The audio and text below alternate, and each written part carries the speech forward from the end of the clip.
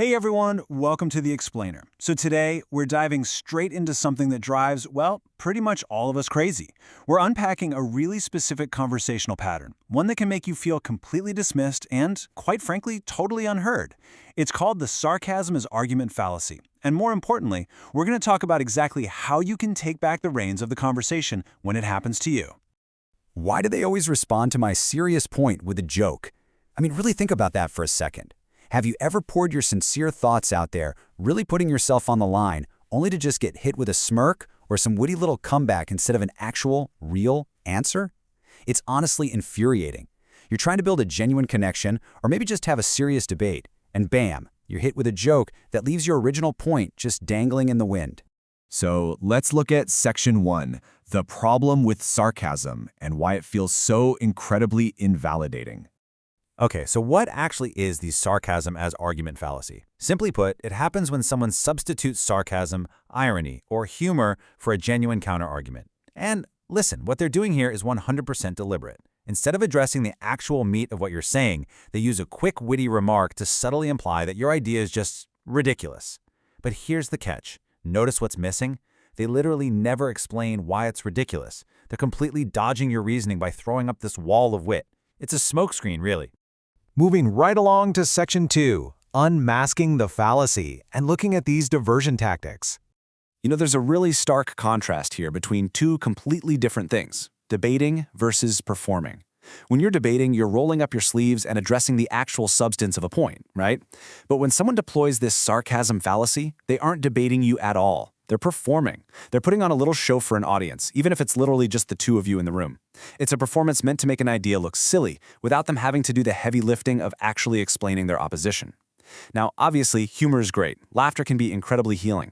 But the crucial takeaway here is that in this specific context, humor is weaponized. It's being used as a tool to basically silence truth. Let's ground this with a real-world scenario. So imagine you're at work. You've noticed a recurring roadblock, you've put some real thought into it, and you bring up a sincere suggestion for a new workflow. And a colleague just rolls their eyes and hits you with, "Wow, genius, because we've never tried anything new before."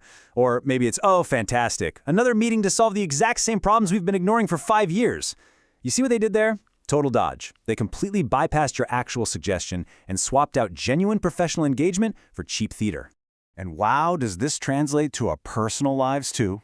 Let's say you're at home and you express a sincere concern or you try to lay down a personal boundary with your partner.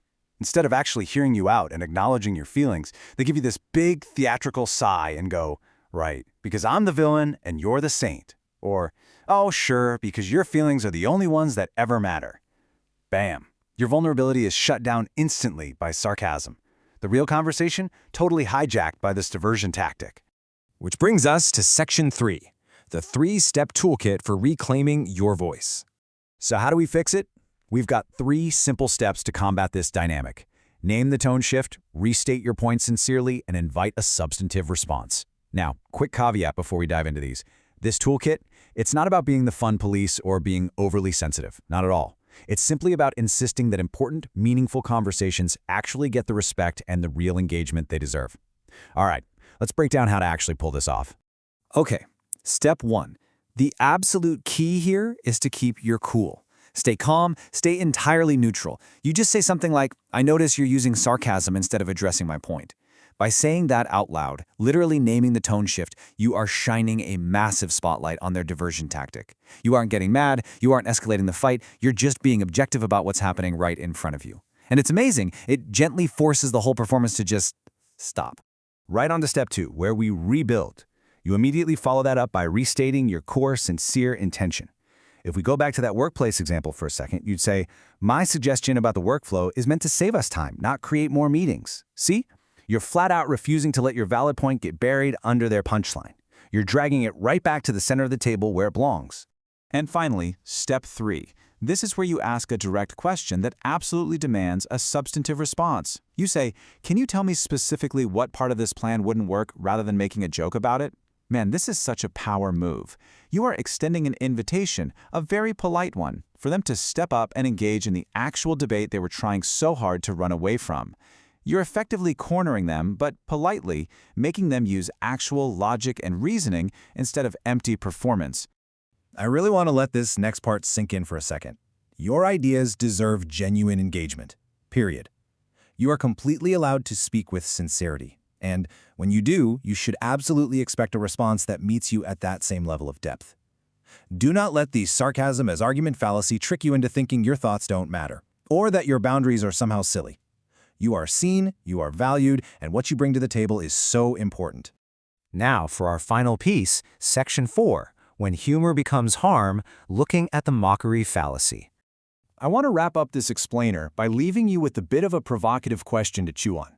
What happens when subtle sarcasm stops being subtle? Like, what happens when it devolves into outright mockery, ridicule, and even public humiliation, just as a tool to shut you down? How do you stay grounded and protect your own peace when the laughter turns genuinely cruel and your dignity is getting chipped away under the convenient disguise of, hey, I'm just joking? This kind of aggressive escalation is what we call the mockery fallacy, and it's something every single one of us needs to be prepared for when humor actually becomes harm. Keep that question in the back of your mind as you navigate your own conversations this week.